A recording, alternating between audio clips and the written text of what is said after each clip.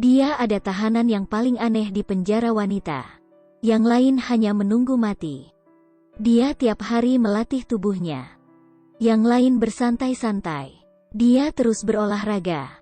Saat bekerja, dia mengambil kesempatan untuk berlatih lengannya. Bahkan hujan, dia terus berlari selama 15 keliling. Alasan dia berlatih keras, bukan untuk kabur dari penjara, tapi karena ada kemarahan dendam yang terpendam di hatinya. Beberapa bulan yang lalu, suaminya tiba-tiba menghilang, hanya meninggalkan polis asuransi yang besar. Sebagai penerima dana asuransi, Libby dituduh membunuh suaminya. Kemudian dia dipenjara. Dan semua ini sebenarnya adalah jebakan dari suaminya dan teman baiknya. Mereka mengganti nama dan pergi ke kota lain untuk memulai hidup baru. Dan tidak membiarkan anaknya untuk mengunjungi ibunya di penjara. Pasangan yang kejam ini mengira Libby akan mendekam di penjara selamanya. Tak disangka setelah 6 tahun kemudian, dia dibebas dengan pembebasan bersyarat. Sebelum dia pergi, seorang rekan narapidana yang bekerja sebagai pengacara memberitahu dia, "Lagian kamu sudah melakukan dihukum pidana pembunuhan suamimu. Sekarang jika kamu membunuhnya, polisi juga tidak bisa menangkapmu." Kata-kata ini membuat Libby semangat. Setelah keluar dari penjara, dia terus-menerus mencari jejak suaminya dan teman baiknya. Namun kedua orang sudah hilang tanpa jejak. Tapi ada data-data yang tidak bisa dihapus. Teman baiknya pernah menjadi guru. Di situs resmi pasti ada informasi dia. Setelah Libby mencari, dia terkejut. Ada lebih dari 1000 guru yang namanya sama dengan teman baiknya. Jika mencari satu persatu, tentu saja tidak mungkin. Dia tidak memiliki begitu banyak waktu. Jadi dia masuk ke sekolah tempat kerja teman baiknya dan mencari informasi di mana-mana. Akhirnya dia menemukan datanya. Tapi polisi juga datang. Libby segera kabur. Dengan keterampilan yang dia latih di penjara, dia berlari dan lompat sepanjang jalan. Kemudian melompat dari pagar. Semua polisi tidak berhasil mengejarnya. Tapi tak berdaya, polisi jumlahnya sangat banyak. Akhir polisi berhasil menangkap Libby. Libby terus-menerus berteriak dan juga terus minta mohon. Tapi polisi tidak mempercayainya. Libby yang belum berhasil balas dendam. Mana mungkin dia bisa puas. Keesokan hari, dalam perjalanan kembali ke penjara, dia terus-menerus memberitahu polisi bahwa dia dijebak. Hingga polisi itu merasa kesal. Polisi memberhentikan mobil. Dia mengunci Libby di pintu mobil dan pergi minum kopi. Namun dia lupa hal penting. Kuncinya tertinggal di mobil. Di saat polisi tidak memperhatikannya, Libby berhasil mencari cara untuk kabur. Bagaimana cara membuka borgol di pintu mobil? Dia melihat pipa di belakangnya. Sudah ada. Dia memundurkan mobil, kemudian menginjak gas dengan kuat. Borgol dan pipa terkena dan keluar percikan api. Tapi masih belum terputus. Billy mencoba memajukan mobil ke depan. Saat dia hampir memutuskan borgol, polisi yang mengantarnya menyadari hal itu. Dia masuk ke dalam mobil dan berusaha menahannya. Tak disangka, Libby langsung mengemudi mobil ke dalam laut. Air laut masuk ke dalam dengan cepat. Dengan terpaksa, polisi hanya bisa membuka borgolnya agar bisa keluar.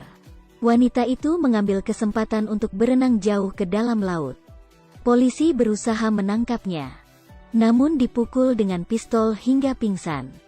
Kemudian, polisi diselamatkan tim penyelamat, dan Libby akhirnya berhasil kabur. Dia langsung pergi ke desa mencari ibunya. Melihat putri yang kabur dari penjara, ibunya tidak berkata sekata pun. Namun dia mengeluarkan tabungannya, dan mempercayai putrinya dengan sepenuhnya. Dengan uang ini, Libby melanjutkan perjalanan balas dendam. Pertama-tama dia akan menangkap suaminya dan teman baiknya.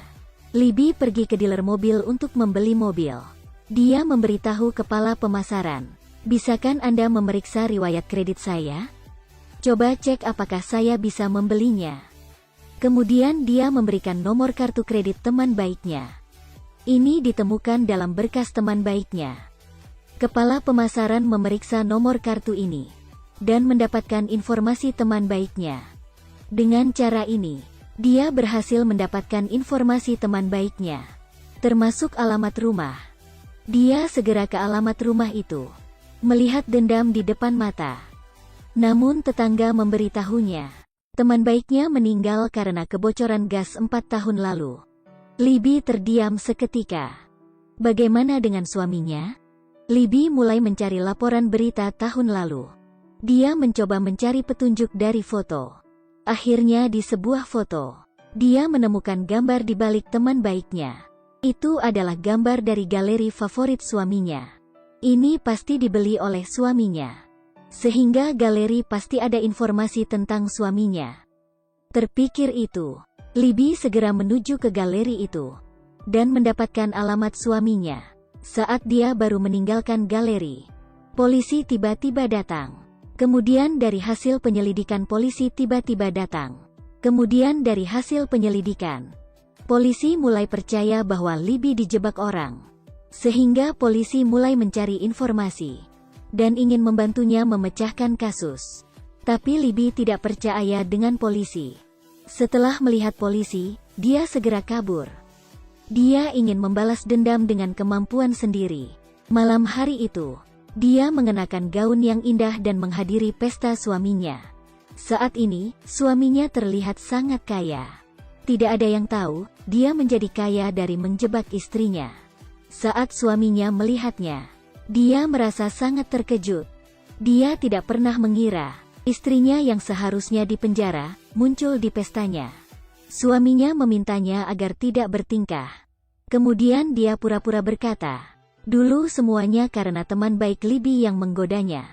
Libby sudah mengetahui semua kebohongannya dan tidak mempercayai kata-katanya. Kematian teman baiknya tentu saja bukan kecelakaan, karena suaminya mendapatkan uang asuransi dari kematian ini. Libby memberitahu suaminya, jika Anda tidak ingin saya mengekspos semuanya, maka berikan saya kesempatan menemui anak. Dia segera pergi sebelum suaminya menjawabnya. Keesokan hari, Libby menelpon suaminya dengan telepon umum. Dia meminta suaminya membawa anaknya untuk bertemu di pemakaman orang lain, karena di sana sedang diadakan pemakaman. Sehingga ramai orang. Dia tahu suaminya tidak akan berani berlaku curang. Segera, keduanya bertemu di lokasi perjanjian. Dan Libby akhirnya bertemu anaknya juga. Dia melihatnya dari jauh. Namun saat Libby mendekat, anak itu segera kabur. Libby berusaha mengejarnya. Siapa tahu ini adalah jebakan suaminya. Anak itu adalah pemeran yang disewa suaminya. Suaminya menyerang Libby dari belakang. Kemudian dengan emosi dia akan menguburkan istrinya hidup-hidup. Saat terbangun kembali, Libby menyadari dirinya di dalam peti. Petinya sudah dikunci mati. Saat dia menyalakan api, di sampingnya terbaring mayat kakek tua. Libby sangat ketakutan. Namun teriakan minta tolongnya tidak terdengar oleh siapapun. Setelah dia mulai tenang, Libby terpikir dengan pistol di badannya. Setelah dia meraba-raba, untungnya pistolnya masih ada. Kemudian dia menembak ke peti itu selama 2 kali. Akhirnya Libby berhasil membuka peti itu dan kabur dari jendela. Dengan badannya yang kotor dia berjalan di jalanan. Kemudian polisi berhasil menemukannya. Libby yang sedih pun akhirnya menangis. Tidak ada yang tahu apa yang sudah dia lewati. Dan tidak ada yang percaya bahwa suaminya adalah orang jahat. Ingin membunuhnya dengan menguncinya di dalam peti. Saat itu, polisi memilih untuk mempercayainya. Kemudian polisi segera mencari suaminya untuk membongkar rahasia kejahatan dia. Hingga detik ini, suaminya masih sangat percaya diri. Dia berusaha menyogok polisi itu. Polisi pura-pura menerima tawaran itu. Kemudian dia bertanya, bagaimana dia menangani istrinya. Suami itu menjawab, dia sudah meninggal. Suami itu menjawab dengan santai, seperti tidak menghargai nyawa manusia sama sekali. Apalagi itu adalah istrinya. Pada saat itu juga, Libby masuk ke dalam. Apakah dia akan membunuhnya langsung? Tidak. Ini sangat meremehkannya. Sebelum ke sana, Libby sudah melapor ke polisi. Sebelumnya suaminya menjebaknya. Maka dia akan menjebaknya juga. Bukti adalah percakapan suaminya dengan polisi. Dengan cara yang sama Libby membalas dendam ini. Akhirnya Libby berhasil membalas dendam. Dan suaminya akan masuk ke penjara. Namun dia sudah kehilangan akalnya. Dia menembak ke arah polisi. Kemudian terus menembak ke arah Libby. Dan ingin mati bersamanya. Namun saat detik-detik terakhir, polisi menjatuhkan suami itu. Setelah beberapa saat bertengkar, polisi yang terluka sudah tidak berdaya. Pria itu ingin menembaknya lagi. Namun dia ditembak oleh istrinya. Kemudian tembakan kedua, dan berhasil merenggut nyawa iblis ini. Semua sudah berakhir, karena sebelumnya dia dijebak, dan demi membuktikan kebenaran, Libby terlepas dari semua hukuman, dan tidak dipenjara. Akhirnya dia bisa menemui anaknya.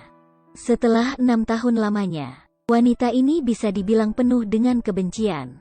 Namun juga bisa menganggap ini adalah cinta kasih orang tua terhadap anak. Libby datang ke sekolah anaknya. Walaupun sudah terpisah 6 tahun, namun dia bisa mengenalinya. Libby memanggil nama anaknya. Dari keraguan hingga meyakinkan, dia perlahan-lahan mendekati ibunya. Libby memeluknya dengan erat. Akhirnya keduanya bertemu kembali. Dan tidak akan ada yang bisa memisahkan mereka. Ibu yang tabah ini mendapatkan kebenaran dan kebebasan untuk dirinya sendiri. Dan yang paling penting, dia memenangkan keadilan untuk dunia ini.